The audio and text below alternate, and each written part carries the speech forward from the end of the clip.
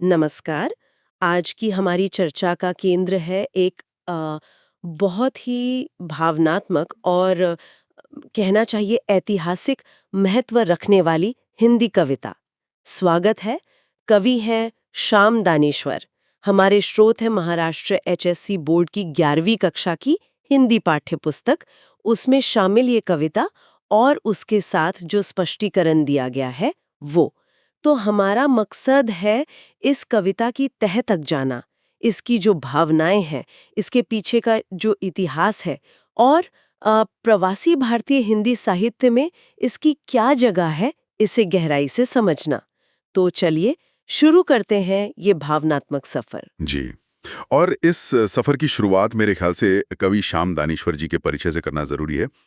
उनका जन्म फरवरी 1943 में हुआ और वे मॉरिशस में एक हिंदी अध्यापक के तौर पर जाने जाते थे। मतलब शिक्षा पूरी करने के बाद उन्होंने इसी क्षेत्र में अपना जीवन लगाया। हिंदी भाषा और साहित्य से उनका लगाव वो सिर्फ एक पेशा नहीं था, एक जुनून था। और इसी जुनून ने उन्हें लिखने की प्रेरणा दी और वे प्रवासी साहित्य के मंच पर मॉरिशस के एक अहम कवि के रूप में उभरे। हाँ, मैंने पढ़ा उनके बारे में। उनके लेखन की एक खासियत है कि उसमें अपनों से बिछड़ने का दर्द, गुलामी के दौर की जो तकलीफें थीं, पीड़ा थी, वो बहुत संवेदनशीलता के साथ सामने आती है। लेकिन ऐसा नहीं कि सिर्फ दर्द ही है। सच को दिखाते हुए भी भविष्य के लिए एक उम्मीद, एक आशा की किरण भी दिखती है उनकी कविताओं में। ये संतुलन, ये मुझे बहुत खास लगा। बिल्कुल, बिल्कुल। उनकी प्रमुख रचनाओं में पागल, कमलकांड जैसे उपन्यास हैं और कई काव्य संग्रह भी शामिल हैं। प्रवासी भारतीय साहित्य को समृद्ध करने में उनका योगदान वाकई बहुत महत्वपूर्ण है। दुखद है कि 2006 में उनका देहावसान हो गया। अब इस कविता को समझने के लिए एक और महत्वपूर्ण कड़ी है प्रवासी भारतीय हिंदी साहित्य। ये शब्द शायद कुछ लोगों के लिए नया हो। सरल शब्दों में कहें तो यह वो साहित्य है जो भारत से दूर, मतलब विदेशों में बसे भारतीयों द्वारा हिंदी में लिखा गया है। इन रचनाओं की अहमियत सिर्फ साहित्यिक नहीं है, ये उससे कहीं बढ़कर है। ये विदेशों में भारतीय संस्कृति, हमारे नैतिक मूल्य, इतिहास और हमारी सभ्यता को जीवित रखने का एक बहुत सशक्त माध्यम है। ये हमारी पहचान की मशाल को जलाए रखती हैं, ऐसा कह सकते हैं। हाँ, और ये सिर्फ हिंदी साहित्य के खजाने को ही नहीं भरता, बल्कि हमें उन देशों में बसे भारतीयों की संस्कृति, उनके रीति रिवाज, उनकी जिंदगी की सच्चाइयों से भी रूबरू कराता है। एक तरह की खिड़की है ये, जो हमें मॉरिशस, फिजी, सूरीनाम ऐसी जगहों पर भारतीय समुदाय के जीवन में झांकने का मौका देती है। और दानेश्वर जी की तरह ही अभिमन्यु अनंत जैसे लेखक भी मॉरिशस में इसी तरह की पहचान और जड़ों की तलाश को अपनी रचनाओं में जगह देते हैं। या जोगिंदर सिंह केवल और स्नेहा ठाकुर जैसे नाम भी इसी परंपरा को आगे बढ़ाते हैं। जी। और इसी प्रवासी साहित्य की एक बेहद सशक्त और भावनात्मक मिसाल है ये कविता स्वागत है। लेकिन इसे समझने से पहले मुझे लगता है गिरमिटिया शब्द को समझना जरूरी है। गिरमिटिया यानी वे बंधुआ मजदूर जिन्हें ब्रिटिश राज के दौरान एक एग्रीमेंट या गिरमिट के तहत भारत से ले जाकर मॉरिशस, फिजी, गुयाना, सूरीनाम जैसे देशों के गन्ने खेतों या दूसरी जगहों पर काम करने के लिए भेजा गया था। उनका जीवन बहुत कठिन था, संघर्षों से भरा हुआ। शुक्रिया ये स्पष्ट करने के लिए। ये जानना बहुत जरूरी था। तो अब आते हैं कविता स्वागत है पर। जब आप इसे पढ़ते हैं तो पहली नजर में क्या भाव, क्या केंद्रीय भाव महसूस होता है आपको? पहली नजर में तो ये एक बहुत गर्मजोशी भरा निमंत्रण लगता है, जैसे कवि श्याम दानेश्वर दुनिया भर में फैले प्रवासी भारतीयों को मॉरिशस आने का बुलावा दे रहे हैं। लेकिन ये सिर्फ एक न्योता नहीं है, इसमें एक गहरा आग्रह छिपा है कि वे अपने अतीत के दुखों को, खासकर वो जो गिरमिटिया दौर के दर्दनाक अनुभव थे, उन्हें पीछे छोड़कर आएं। और यहीं पर कवि एक बहुत ही खूबसूरत और शक्तिशाली रूपक का इस्तेमाल करते हैं। वे मॉरिशस को नहर कह रहे हैं। नहर यानी मायका। और ये शब्द सुनते ही मॉरिशस की जो छवि है, एक कठिन परिश्रम और संघर्ष की धरती वाली, वो बदल जाती है। एक सुकून देने वाली, अपनेपन से भरी जगह बन जाती है। मायका, जहां दुख भुलाए जाते हैं, जहां अपने मिलते हैं। ये सिर्फ एक शब्द नहीं है, ये पूरी भावना को पलट देता है। नहर सचमुच बहुत शक्तिशाली है ये उस धरती को जो कभी पराई और तकलीफ दे थी, उसे एकदम घर जैसा, माँ के घर जैसा बना देता है। और फिर उसे लघु भारत का आंगन भी कहा गया है, जहां कोई पराया नहीं, सब अपने हैं। ये सिर्फ आने का निमंत्रण नहीं लगता, ये तो जैसे बिछड़े हुओं को गले लगाने का आह्वान है। और कविता में ये भी झलकता है कि गिरमिटिया लोगों की पीढ़ियों ने अब वहां अपनी जगह बना ली है, उनके जीवन में सुधार आया है। चले कविता की पंक्तियों में उतर कर देखते हैं। शुरुआती देखिए कितनी खुली बाहों से होती है। स्वागत स्वागत स्वागत है, आओ आओ आओ, ओ मेरे भाइयों, बिखरे हुए मेरे परम दोस्तों, आप सबों का सप्रेम स्वागत है। भाइयों, परम दोस्तों, ये शब्द तुरंत एक रिश्ता जोड़ते हैं ना। हाँ, आगे कवि कहते हैं, एक ही माँ के बालक हैं हम और अनेक देशों में छिकले हैं।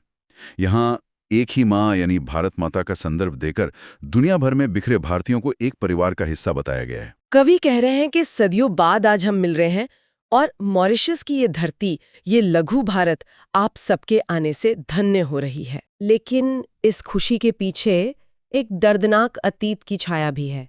वो अनचाहा सफर, हम सब वहाजिया भाई ठहरे, कोई इस जहाज पर चढ़ा था तो कोई उस जहाज पर।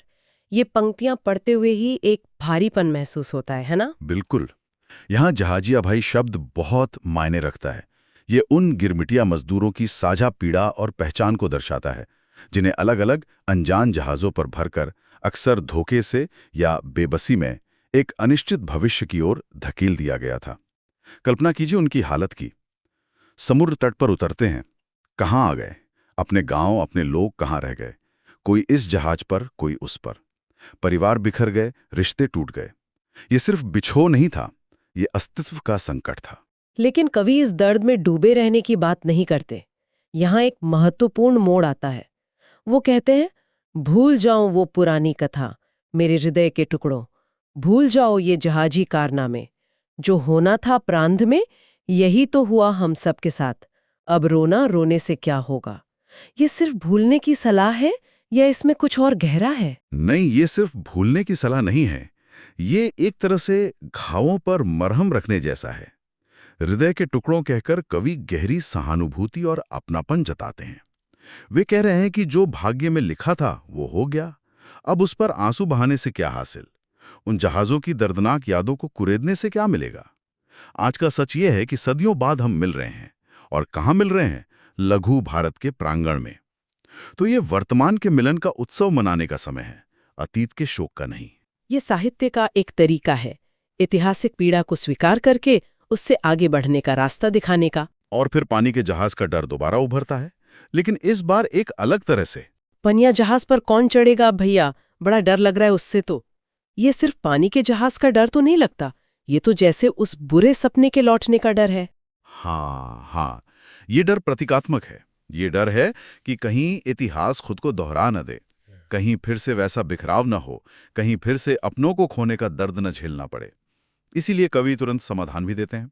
अब पानी के जहाज से नहीं आना है, अब आसमान की राह पकड़ आगे चल, मॉरिशस की भूमि पर उतरेंगे सब। हवाई जहाज यहाँ सिर्फ यातायात का साधन नहीं है, ये प्रगति, सुरक्षा और अतीत के डर से मुक्ति का प्रतीक भी है।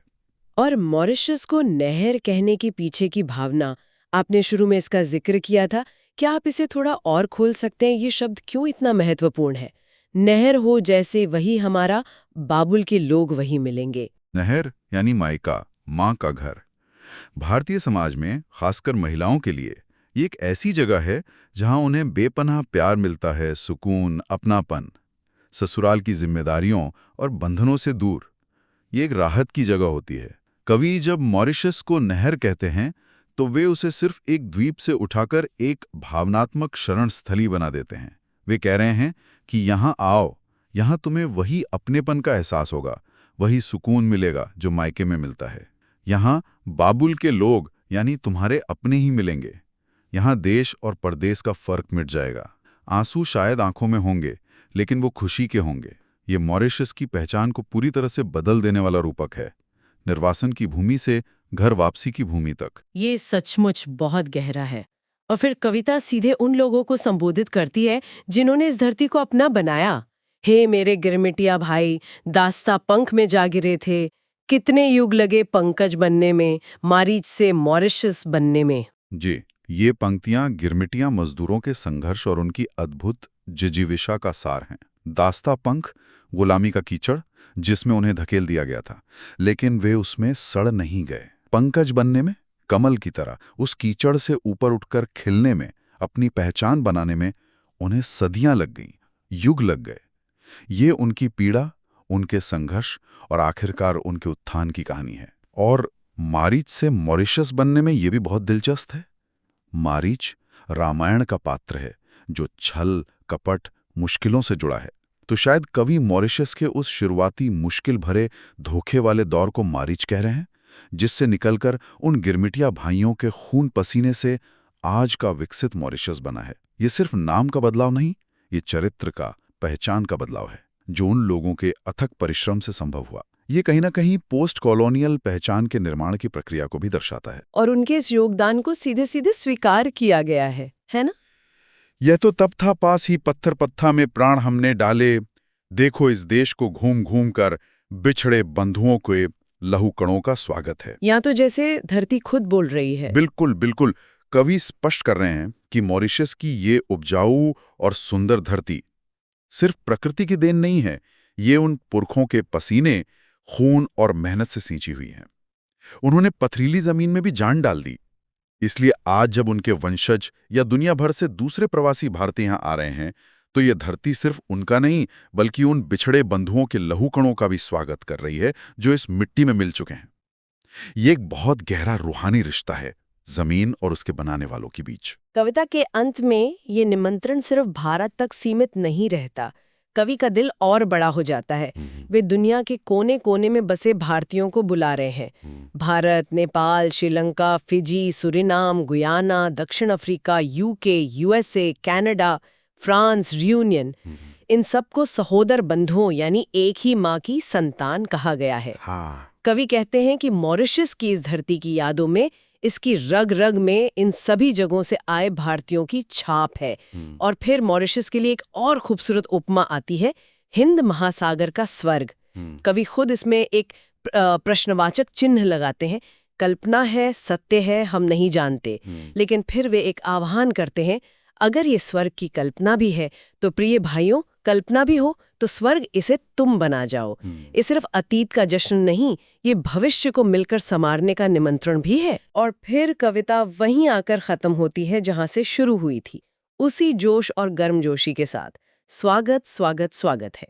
एक पूरा चक्र पूरा होता है जो स्वागत से शुरू होकर इतिहास और भावनाओं के समंदर से गुजरकर फिर स्वागत पर ही समाप्त होता है। तो अगर हम इस पूरी चर्चा और कविता के विश्लेषण से कुछ मुख्य सूत्र निकालना चाहें, तो पहला सूत्र है, साहित्य कैसे ऐतिहासिक पीड़ा और बिखराव को समेटकर एक नई सामूहिक पहचान गढ़ने का माध्यम बनता है। यह सिर्फ दर्द का बयान नहीं है, ये उससे उभरने और जुड़ने का जरिया भी है। दूसरा महत्वपूर्ण सूत्र है प्रतीकों की ताकत।